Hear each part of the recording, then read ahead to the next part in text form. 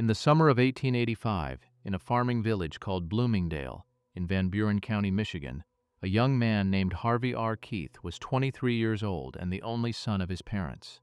He worked his family's land a mile southeast of town. He had been raised with two sisters.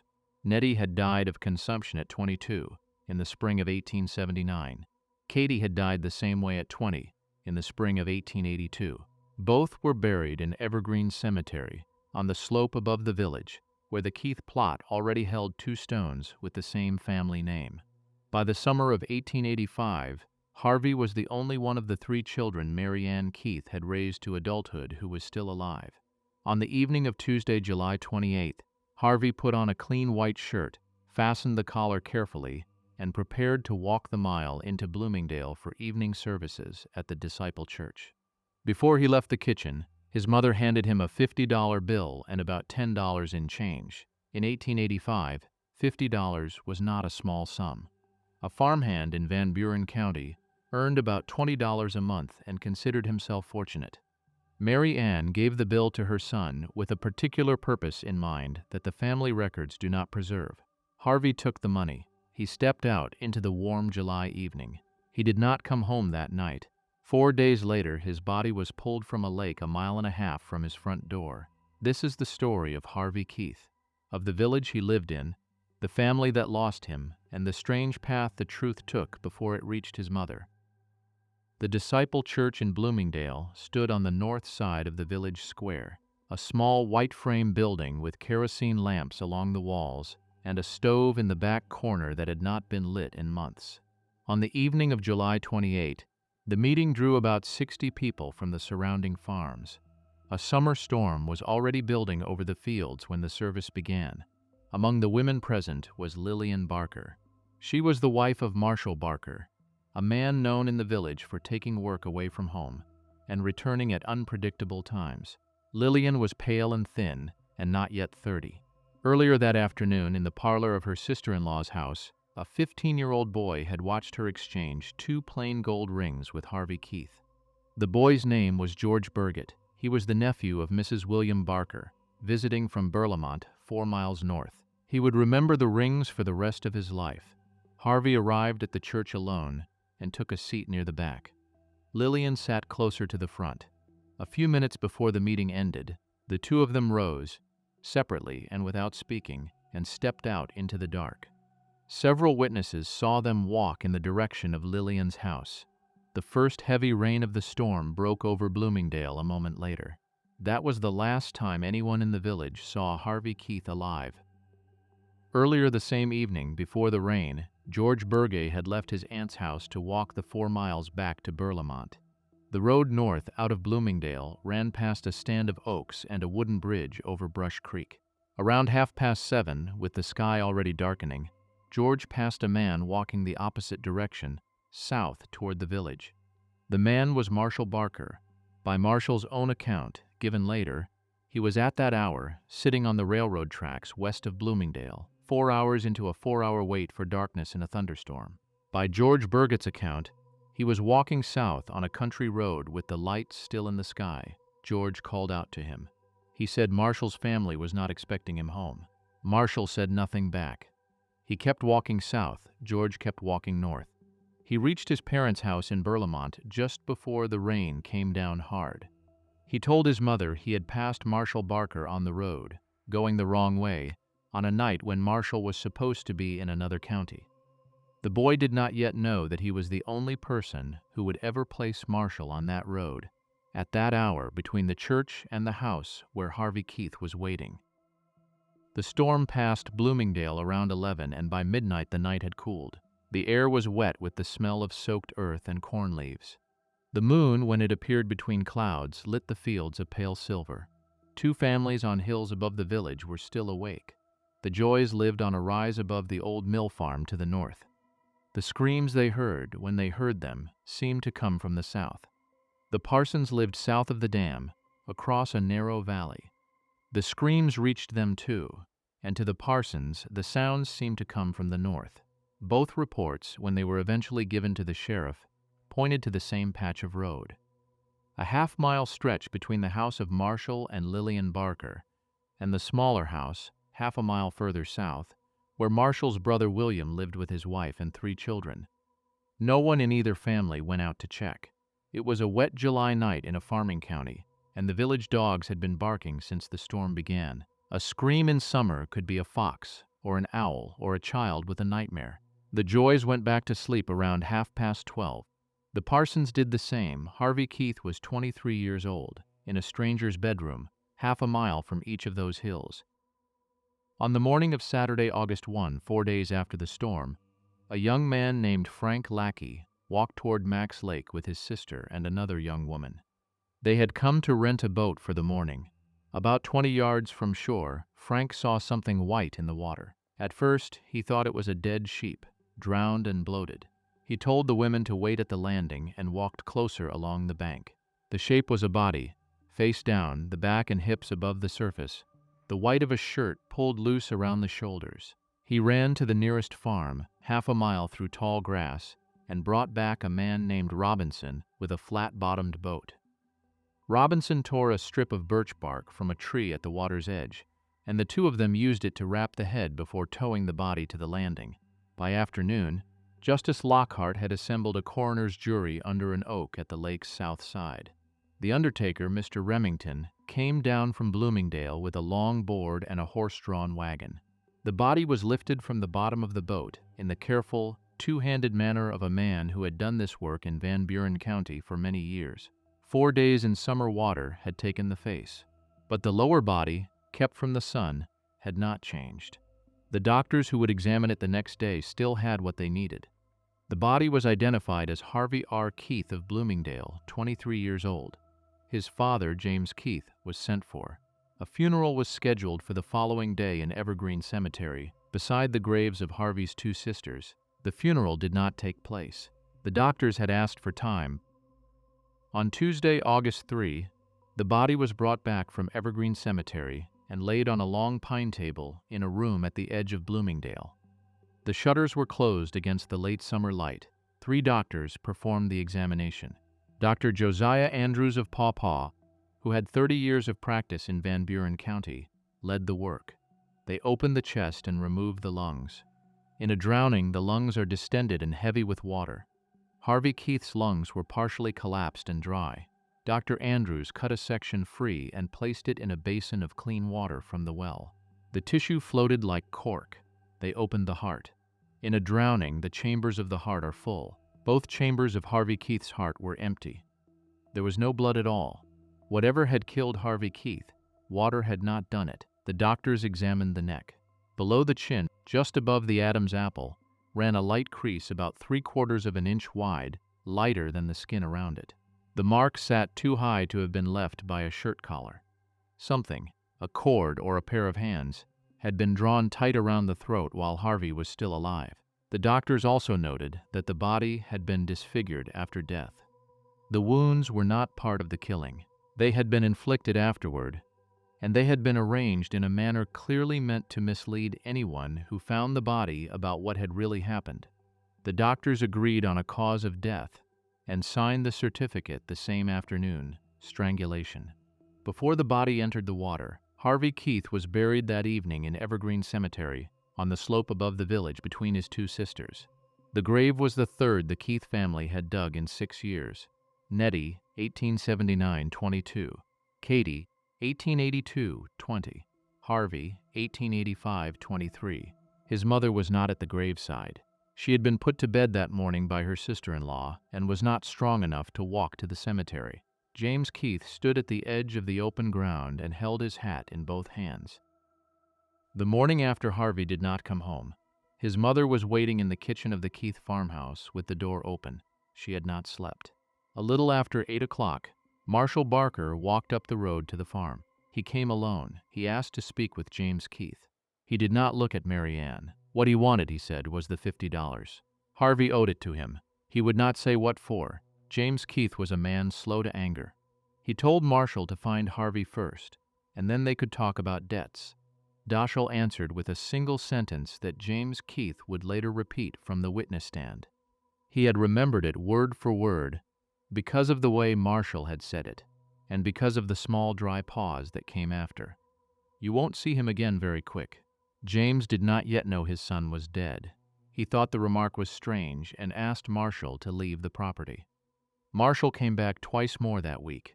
Each time he asked for $50. Each time he raised the threat a little.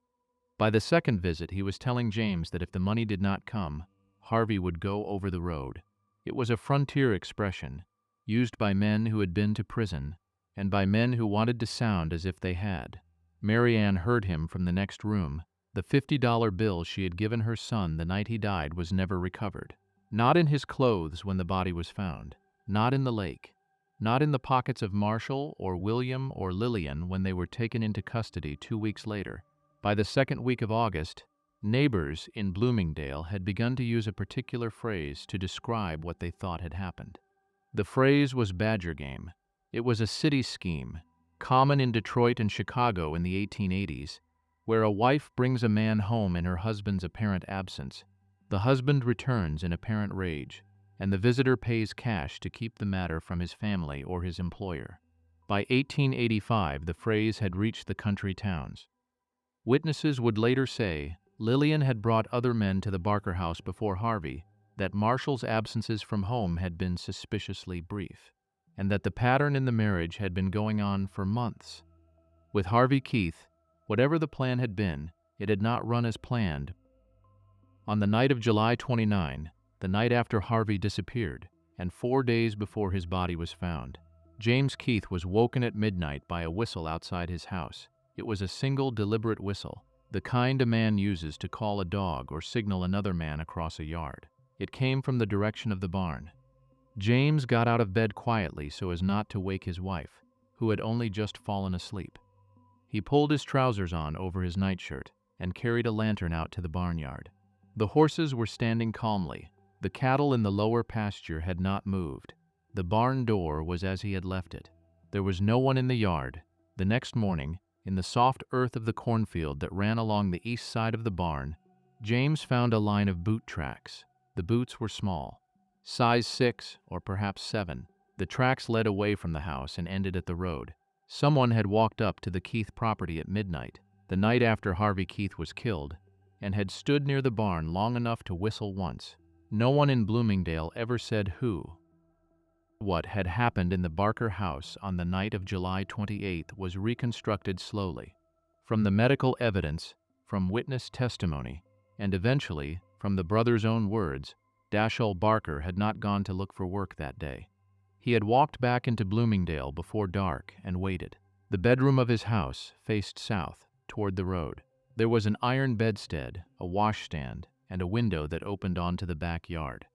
Between roughly 10 o'clock and midnight on the night of July 28, Harvey Keith was inside that room. What followed lasted only a few minutes. There was a struggle. Harvey reached for the window. He did not reach it. He died on the bedroom floor, while the rain dripped through the eaves outside. Dashel walked the half-mile south to his brother William's place in his stocking feet, the soles black with mud by the time he arrived. He woke William, told him that something had gone wrong, and asked him to come back to the house. The two brothers carried Harvey's body out through the same window. Harvey had tried to reach and walked 1.5 miles to Max Lake, south to the road, east to the Four Corners, south again to the railroad, east to the next crossing, and then south through an orchard. They took turns carrying. The night was cool and the road was empty. At the lake, they paused on the bank. Marshall took out a knife and disfigured the body in a way meant to mislead investigators about how Harvey had died. The doctors who opened his chest 5 days later were not misled. The brothers threw the body into the water. Marshall walked into the mud at the lake's edge in his stocking feet and made a line of footprints down to the surface so that the scene would be read by whoever found it the way he wanted it read. They walked back to Marshall's house in silence. At the door, William turned to go home. Marshall asked him to swear that he would never tell anyone what had happened that night. They shook hands. 4 days later, on a Saturday morning, Frank Lackey walked his sister to Max Lake to rent a boat. By the second week of August, all 3 Barkers were in the Van Buren County Jail at Paw Paw, Marshall and Lillian on suspicion of murder. William brought in 3 days later, after the screams from the hilltops had been mentioned to the sheriff. The evidence the prosecution had at that point was real but circumstantial. A pattern of demands, a wife's affair, a medical report that ruled out drowning, a 15-year-old witness, George Berga, who had placed Marshall on the wrong road at the wrong hour. None of it, in a Michigan court in 1885, was enough to convict. The prosecuting attorney needed confessions. He hired a detective named Matthew Pinkerton, who ran an agency in Chicago. Pinkerton was not part of the famous Pinkerton Detective Agency, the firm founded by Allan Pinkerton, which by 1885 was the largest private police force in the country. Matthew Pinkerton had worked there briefly in his youth and had been dismissed. He had then opened his own agency under a name close enough to the original to confuse anyone not paying attention. The real Pinkertons had sued him over the use of the name. The lawsuit had not stopped him. Van Buren County hired him knowing exactly who he was. His proposal to the prosecuting attorney was a layered deception.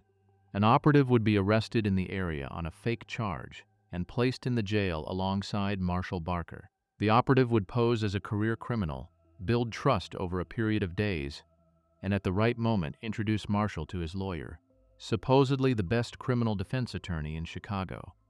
The lawyer would be Pinkerton himself. The operative was a man named Charles Stearns. On a Thursday in mid-August, he walked into the bank in Hartford, Michigan, and presented a check for $60 signed by a local farmer named Felix Bassett. The banker, George Merriman, knew Bassett's signature and knew that the one on the check was not his. He stalled the customer and sent for the sheriff. Stearns was arrested by supper time and taken to Paw Paw. Both the banker and Felix Bassett had been told in advance what the arrest was for, and neither pressed charges later. In the jail, Stearns went to work. He told the other prisoners that he was a professional thief from Chicago who had been arrested too many times to count. Within a few days, he had filed a button hook into the rough shape of a key, claimed 2 of the cell block lock's 3 tumblers turned for him, and was talking openly about an escape on Saturday night. He needed someone to keep watch. Marshall Barker agreed. The day before the planned escape, Stearns mentioned to Marshall that his own attorney was coming up from Chicago. Got him acquitted every time. Sheriff Todd, who was in on the plan, vouched for the man personally when he arrived. The man who walked into Marshall Barker's cell that afternoon carried a leather briefcase, a fountain pen, and a notebook. He sat on the cot. He introduced himself as A.S. Trude, a criminal attorney from Chicago. He asked Marshall to start at the beginning. Daschle talked for 2 hours. He described the train ride that morning. Getting off before Burlamont, sitting on the railroad tracks west of Bloomingdale until dark, walking home near midnight, pulling off his boots on the porch, lighting a match in the kitchen, the room, the struggle, lying down beside his sleeping wife afterward, going to Williams, the walk to the lake, the footprints in the mud. The man with the leather notebook wrote it all down. He did not look surprised at any point. He asked a few clarifying questions about times and distances. When Marshall had finished, the attorney closed his notebook and told him, in a quiet voice, that what he had described was not self-defense. It was premeditated murder, and it would put him in a very deep hole. He had told the truth. That was what his attorney had asked of him. Over the next 3 weeks, the same scene played out in 2 more cells. William Barker gave his version. Lillian Barker gave hers. The Kalamazoo Daily Telegraph would later describe Lillian's account as too detailed to print. All 3 Barkers believed the man in the cell was their lawyer. All 3 were wrong. On the morning of September 1, the prosecuting attorney walked into the Paw Paw jail and told Marshall who the man with the leather notebook had really been. Marshall tried to recant within the hour. He said the confession had been forced. He said his original story, that he had been on the railroad tracks that night, was the true one. By then it no longer mattered. Every word had been transcribed and witnessed, and the prosecution had also discovered something else. While Pinkerton had been collecting confessions from the Barkers in their cells, the brothers had also been writing to each other. The Paw Paw jail, built in 1872, was not designed to hold prisoners apart. Marshall was kept in the new wing on the south side. William was held in the older block. They could not see each other, but notes folded small enough to be carried in a hand could move between cells through the men who delivered meals and emptied the slop pails. Over 2 weeks, 12 or 13 notes passed between the brothers. They were written on whatever paper was within reach.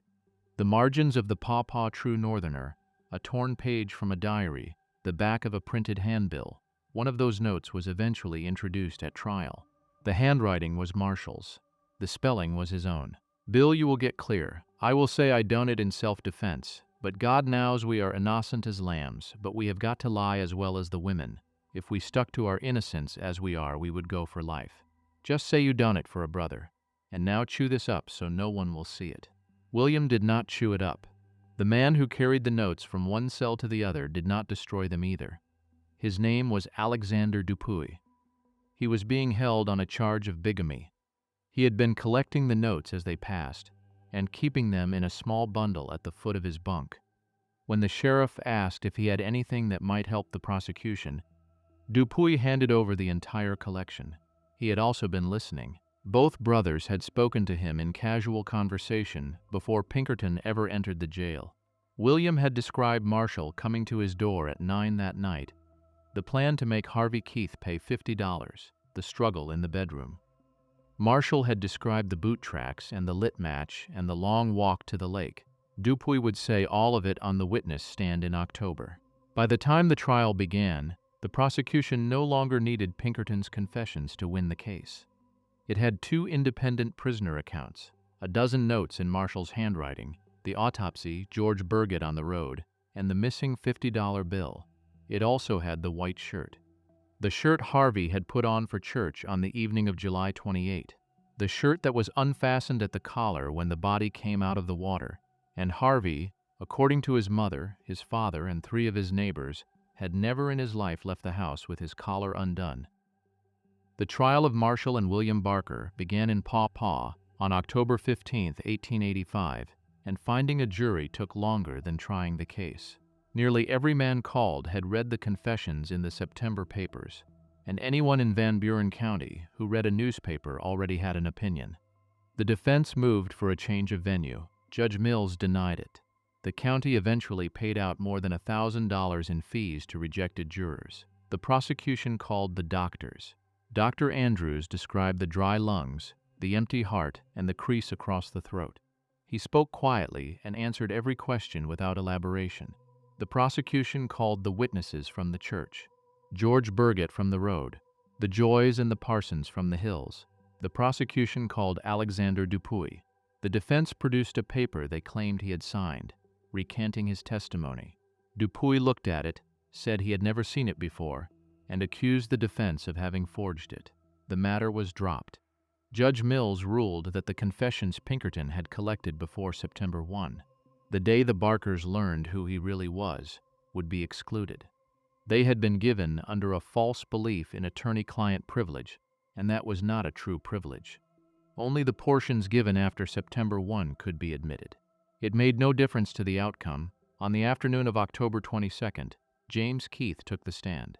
He was 61 years old that fall.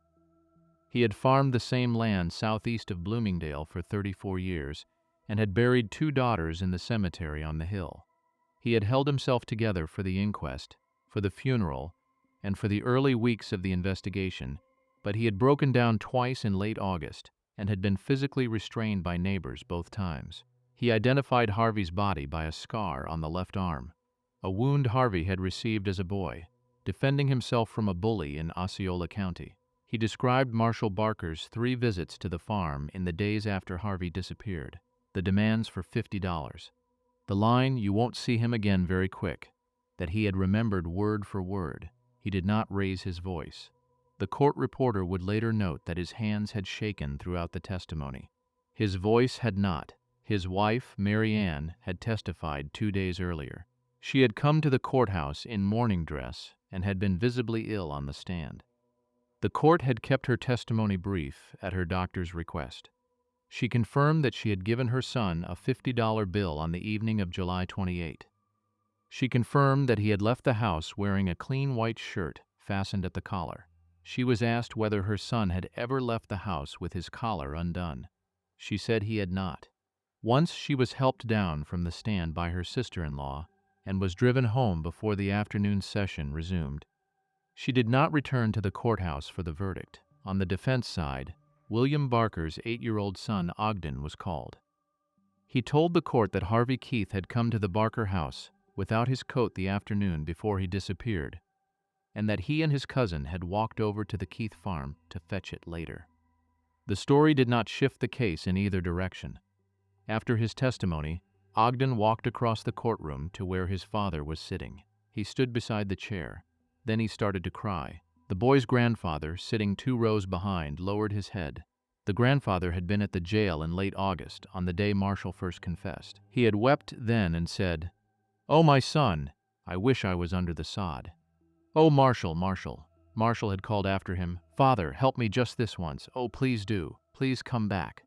The old man had answered, "There's no help for you, my son, from your father, if you are guilty of murder as you say you are."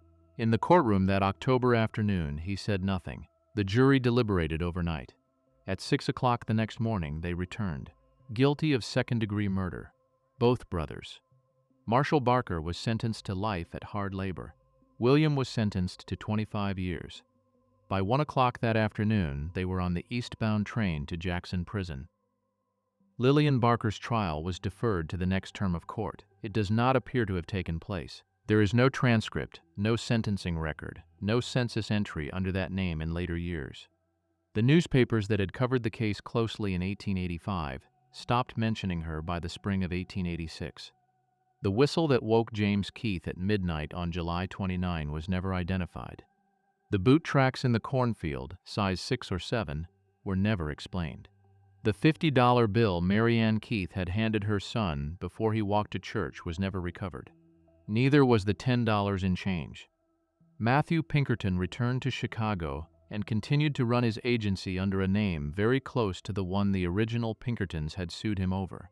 Harvey Keith was buried in Evergreen Cemetery in Bloomingdale, on the slope above the village between his 2 sisters, Nettie in 1879 at 22, Katie in 1882 at 20, Harvey in 1885 at 23, 3 children. 6 years, James and Mary Ann Keith outlived their son by decades. Mary Ann never spoke of him publicly again, not to a newspaper, not to a court, not to a neighbor who asked. Harvey Keith was 23 years old.